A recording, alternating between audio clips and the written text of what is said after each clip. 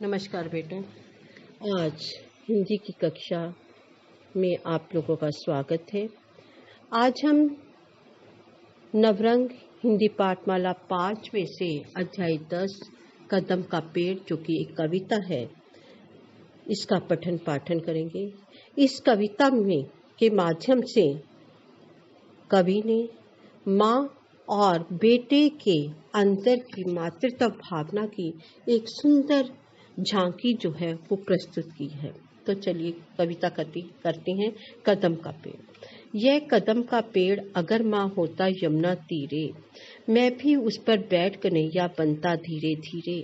ले देती यदि मुझे बांसुरी तुम 2 पैसे वाली, किसी तरह नीचे हो जाती यह कदम की डाली।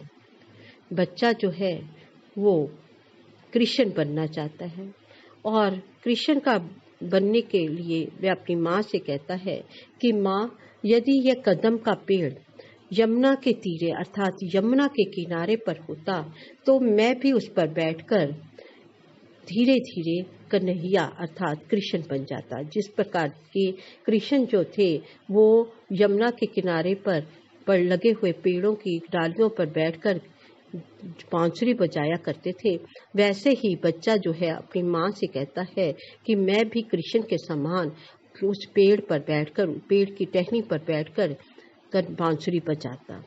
ले देती यदि मुझे बांसुरी तुम 2 पैसे वाली, किसी तरह हो जाती यह कदम की डाली। तो यदि तुम मुझे 2 पैसों वाली बांसुरी ले देती और यह जो कदम की डाली है किसी तरह नीचे हो जाती। तुम्हें नहीं कुछ कहता, पर मैं चुपके चुपके आता, उस नीची डाली से माँ ऊंचे पर चढ़ जाता। वहीं बैठ फिर बड़े मजे से मैं बांसुरी बजाता, अम्मा अम्मा कह बंसी के स्वर में तुम्हें बुलाता। तब मैं क्या करता कि मैं चुपचाप बाहर खेल कर आता और चुपके चुपके आता और तुम्हें बिना बताए मैं चुपके से उस पेड़ पर चढ़ जाता और ऊपर पर चढ़ जाता और उस डाली पर बैठकर मैं बड़े मजे से बांसुरी बजाता। और उस बांसुरी के धुन में कौन सी धुन होती? अम्मा अम्मा कहकर उस धुन में मैं तुम्हें बुलाता। सुन मेरी बंसी को माँ, तुम इतना खुश हो जाती, मुझे देखने काम छोड़कर बाहर तक तुम आती। और जब तुम मेरी बांसुरी की आवाज़ सुनती, उसमें अम्मा अम्मा की आवाज़ सुनती, तो तुम बहुत ही खुश हो जाती और सारे काम छोड़कर तुम मुझे देखने के लिए आती कि मैं कहाँ पर हूँ। तुमको देख आता बांसुरी रख में चुप हो जाता, पत्तों में छिपकर धीरे से फिर बांसुरी बजाता। और जब मैं देखता कि तुम आ रही हो तो मैं बांसुरी बजाना बंद कर देता और मैं पेड़ के पत्तों में छुपकर बैठकर फिर से बांसुरी बजाना शुरू कर देता। गुस्सा होकर मुझे डांटती, कहती नीचे आजा, पर जब मैं ना उतरता हंसकर कहती मुन्ना राजा।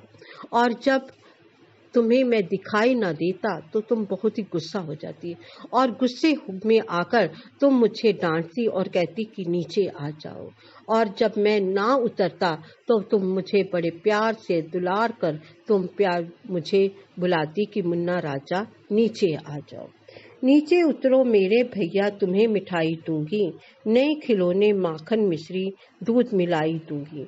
और तुम क्या करती कि मुझे नीचे उतारने के लिए तरह तरह के लालच देती कि मुन्ना राजा मेरे भैया नीचे उतर जाओ, मैं तुम्हें जब तुम नीचे आओगे तो तब मैं तुम्हें मिठाई दूंगी, तुम्हें नए खिलौने दूंगी, माखन।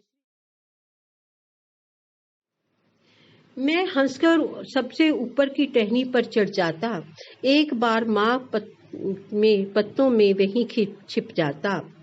और तुम्हारे ये जो तुमने मुझे लालच दिया ये सुनकर मैं नीचे नहीं आता बल्कि हंसकर और ऊपर चढ़ जाता और फिर माँ कहकर फिर कहीं पत्तों में छिप जाता। बहुत बुलाने पर भी माँ जब मैं ना उतर कर आता तब माँ का हृदय तुम्हारा बहुत व्याकुल हो जाता। और जब बार बार तुम मुझे बुलाती और मैं नीचे नहीं उतरता तो तुम्हारा जो हृदय है, तुम्हारा दिल जो है बहुत ही विकल हो जाता, व्याकुल हो जाता। तुम आंचल पसार कर अम्मा वहीं पेड़ के नीचे ईश्वर से कुछ विनती करती बैठी आंखें मीचे। तब तुम्हारा मन जो है वो व्याकुल हो जाता, तो डर जाता। तब तुम क्या करती कि तुम अपना आंचल पसार कर, आंचल फैलाकर पेड़ के नीचे बैठ जाती और ईश्वर से प्रार्थना करती आंखें मीच कर कि मेरे बच्चे को सही सलामत नीचे भेज दो। तुम्हें ध्यान में लगा देखकर मैं धीरे धीरे आता और तुम्हारे फैले आंचल के नीचे छिप जाता। और तुम्हें तब जब तुम ध्यान में लगी होती, परमात्मा की, ईश्वर की प्रार्थना करती होती, तो मैं धीरे धीरे नीचे आता और तुमने जो आंचल फैलाया हुआ है उसके नीचे छिप जाता।